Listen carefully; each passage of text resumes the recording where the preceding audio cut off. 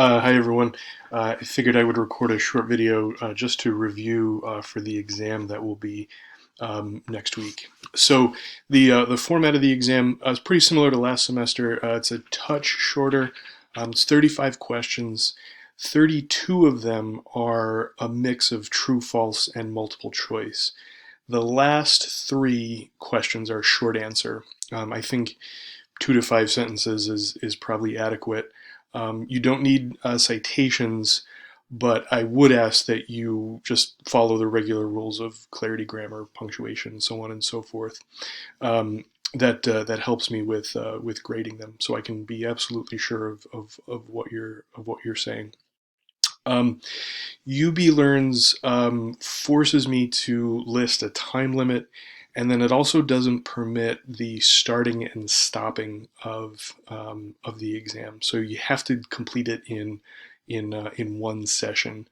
Um, if for some reason there's a technical problem, or you're prohibited from completing it in one session, give me a call or shoot me an email. We'll figure out something we can do in the alternative. But at 35 questions, or with only 35 questions, I don't think you'll need the 4 hour time limit. Now, I do recognize our lives are a little chaotic right now, so again, if some of this presents some kind of an issue, let me know, and we'll figure out what the alternatives are. And then, just like last semester, you're welcome to use books, notes, internet. That's all, that's all fair game. The only thing I ask is that you don't consult with each other. That this is your work. I think I may have mentioned this last semester, but I use the exams to figure out maybe where more information is needed, that kind of thing. So or where more time might be needed. So they kind of serve a few different purposes for me. So let's talk about what would be on the content of the exam. So there's a number of questions on just sort of the purpose of program evaluation. What role does it play in social work practice? And this is some of the big picture stuff that we've talked about over the course of the semester, and actually the stuff we introduced back in the beginning of the semester. So social workers not only have an ethical obligation to use effective interventions and measure the effectiveness of those interventions, we also oftentimes have to demonstrate the effectiveness of our interventions to stakeholders. So stakeholders might be other professionals, clients, collaterals of clients, their family members, their um, their social networks, their friends, maybe their parents, their caregivers, their children, that kind of thing. But stakeholders are also policymakers, other people involved in an organization or in a system, and we have an obligation to show that what we're doing as social workers, the resources that we're taking from a state or from a local government or something like that, we have an obligation to show that when we're taking those resources, we're doing something that's producing meaningful change for the people consuming our services. Also should probably know sort of the broad purpose of a single system design. And just to review real quick, the purpose of a single system design is to monitor and evaluate an intervention with one client. Now, the way we talked about single system designs this semester is most of the time that client is a single person. So think about your single system design projects, think about some of the examples we used. Hypothetically, though, that one client could be a family, it could a community or an organization. And while that's technically a group of people and more than one person, it's one family or one community, one organization.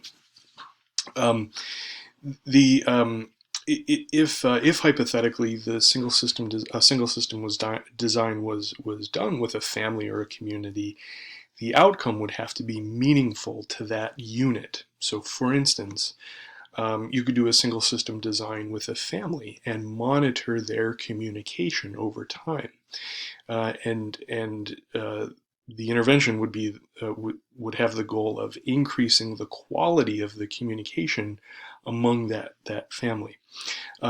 if a single system design was done with an organization, for instance, the the outcome might be training that organization to do something, right? So we're increasing capacity, increasing the capacity of that organization to do something. Um, so there are a few different kinds of evaluations to know about: outcome evaluations and process evaluations. These are among the very first things that we would have talked about back in January. So outcome evaluations are also known as summative evaluations. They ask what changed as a result of the program. Those process evaluations are also known as formative evaluations, and they investigate the process of a social work program. How does a program work? How does it catalyze change? If you remember back to this lecture, it's probably like week 4 or something like that.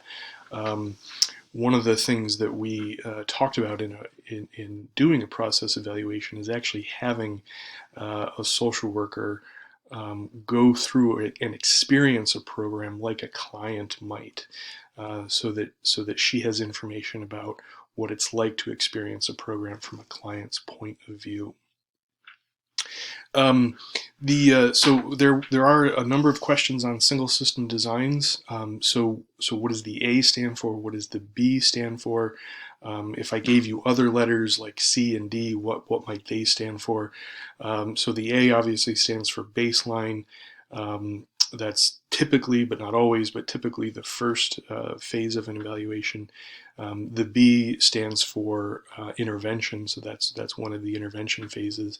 If we had multiple interventions, we might tack on additional letters like C and D or something like that. So there are a few questions on the exam about sort of interpreting designs. So if I gave you the design ABA, what are the different phases? In that kind of design, how many different phases are there? Why is this kind of design useful? What is it? What is it that it's good at? And in this kind of design, when you're going from a baseline to an intervention and then back to a baseline, these kinds of interventions are good at showing whether or not interventions are effective, because you're removing it, and you would expect the level of the dependent variable to return to prior problematic levels. Same thing, if I gave you the design ABCA, what are the different phases of that design? Why would a design like that be useful?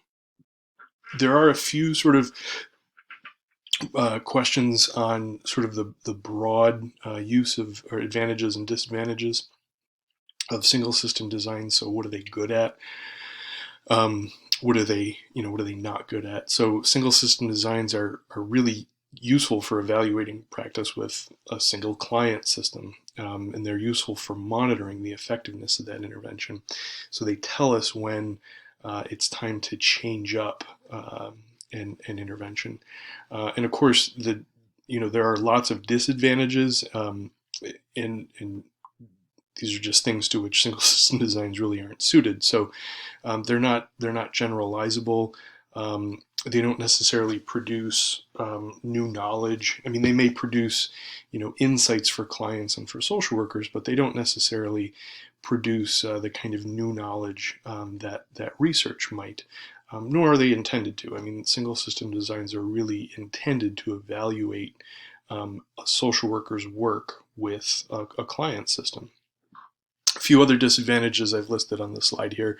They rely on sort of repeated measurements, which sort of create some threats to internal validity, things like testing fatigue, social desirability, and so on. So there's a very small handful of statistics questions. There are no calculations, so you're not doing any math.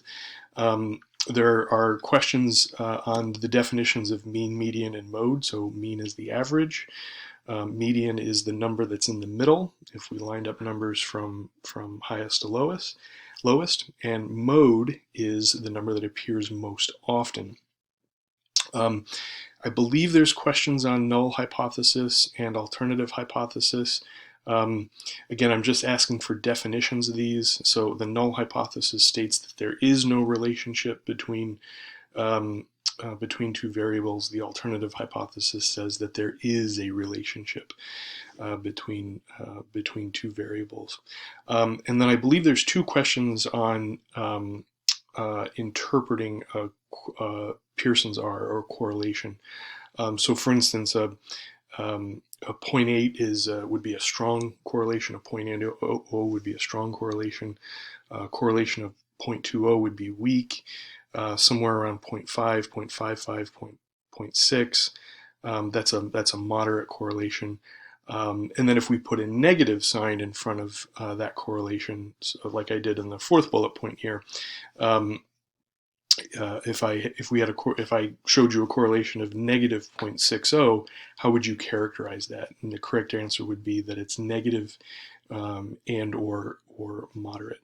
Like I said, there's just two questions on sort of interpreting Pearson's R, and I give you the level, and then it's your job to sort of interpret what that number means.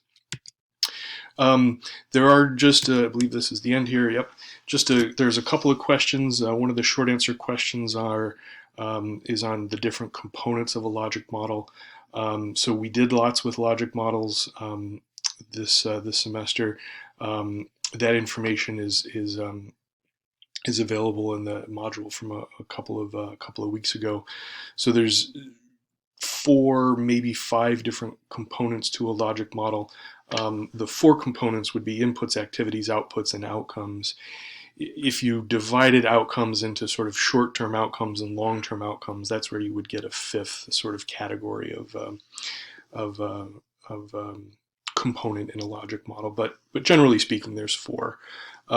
It doesn't really make a difference to me whether you divide outcomes into short-term or long-term. That's as long as you have sort of an understanding that these are the 4 components and what each of them do. And then you should know why social workers use logic models. So remember, logic models are really just oversimplified pictorial descriptions of social work processes. So they're oversimplified because they're linear. You start from the one side and you work across. They're sort of idealized because they don't quite take into account challenges or problems that any social work problem is gonna have, and they're compressed. Social work interventions take a very long time, weeks to months to years to implement. A logic model sort of presents a program in sort of a snapshot. But we use them because they do provide sort of a compact picture of the things that we're doing, the resources, the inputs that we have, and the changes that we hope to see in time for them. So they're useful just sort of for describing and characterizing problems, and then they're useful for laying the groundwork for evaluations that we will do later on. So I will conclude it there. If you're watching this video and you have questions about something, feel free to get in touch this week. I'm happy to answer any questions you have about material so that you feel ready for the exam. I'll open up that exam on Monday. I believe that's May 4th, but whatever that Monday is, and I'll leave it open for that 15th week of class. So I'll leave it open for a long time. Again, questions, problems, please don't hesitate to get in touch. Thanks for watching, everyone.